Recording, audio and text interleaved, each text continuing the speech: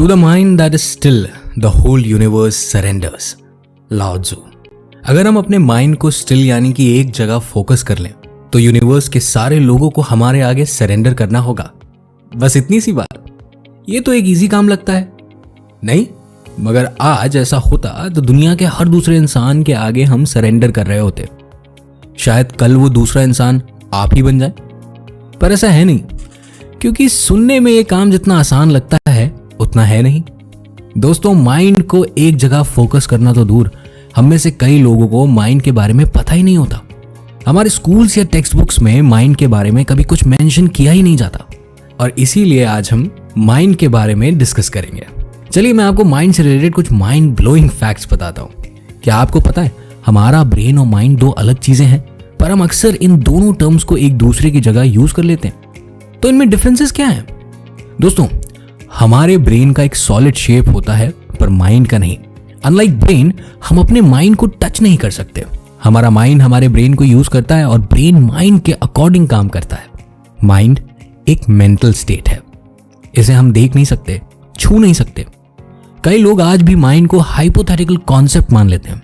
दोस्तों, अब जिस चीज को हम देख नहीं सकते, कभी इसके बारे में पढ़ नहीं सकते, तो उसे कंट्रोल में करना कितना टफ होगा, है ना? पर आपके लिए काम इजी बन जाएगा इस बुक समरी के थ्रू।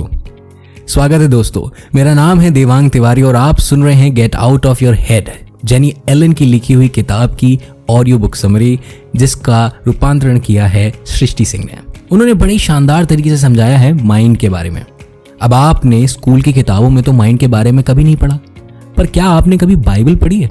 हैरानी की बात है कि जिस माइंड को लोग आज भी नहीं समझ पाए हैं, उसके बारे में बात भी नहीं करते। उसकी बात आज से हजारों साल पहले बाइबल में की गई है, और बाइबल में माइंड से रिलेटेड लिखी गई बातों को साइंस ने भी सपोर्ट किया है। जेनी एलन, जो कि एक बाइबल टीचर, ऑथर और फाउंडर हैं इफ गैदरिंग की, उन्हें ह्यूमन ब्रेन हमेशा से एक फैसिनेटिंग टॉपिक लगा है। ब्रेन को अच्छी तरह से समझने के लिए उन्होंने रिसर्च शुरू कर दी, काफी सारे लोगों से मिली, सोशल एक्सपेरिमेंट्स किए।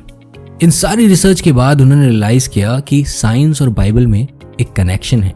वो हैरान रह गई कि बाइबल में माइंड से रिलेटेड हर सवाल का जवाब है। कैसे हम अपने माइंड को कंट्रोल करें, उसे एक जगह फोकस करें, माइंड को शांत करें, नेगेटिव सिचुएशंस में भी उसे पॉजिटिव सोचने पर मजबूर कैसे करें, मतलब अपने माइंड को रीसेट कैसे करें। दोस्तों, आज हम अपने माइंड के प्रिजनर बन चुके हैं। हम कितने भी रूटीन्स बनाकर वॉल पर लगा लें, वर्कआउट प्लान्स बना लें, सोशल मीडिया क्विट करने का डिसीजन कर लें, 1-2 दिन के बाद हम दोबारा से अपने पुराने रूटीन में वापस आ ही जाते हैं। खुद से डिसअपॉइंट होकर हम खुद को ब्लेम करने लग जाते हैं। आपको इस गिल्ट में रहने की जरूरत नहीं है। एक्चुअली में आप अपने माइंड के प्रिजनर हैं, इसलिए आपके लिए डिफिकल्ट होता है अपने पुराने रूटीन से निकलकर खुद को चेंज कर पाना।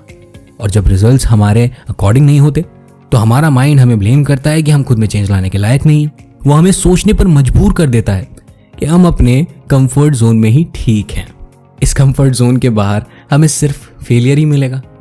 अब बेचारे हम इस एग्जाम्पल के थ्रू समझते हैं कि इमेजिन करिए कि आपका लैपटॉप बहुत पुराना हो गया है और आप अपने कॉलेज या ऑफिस के काम को अच्छे से कर नहीं पा रहे। आपको एक नए लैपटॉप की जरूरत है, जिसके लिए आपको पैसे सेव करने होंगे। लेकिन हर महीने आप अपने पैसे किसी चीज को खरीदने में वेस्ट कर दे रहे हैं, जैसे ऑनलाइन शॉपिंग, जोमैटो ऑर्डर्स, और सेविंग्स भी कुछ खास नॉलेज नहीं रखते आप। लेकिन आपको पता है कि हर महीने अगर आप थोड़ी सेविंग्स भी करते हैं तो आप अपने गोल के करीब पहुंचते जाएंगे, और ये जानते हुए भी आपका खुद पर कंट्रोल नहीं है।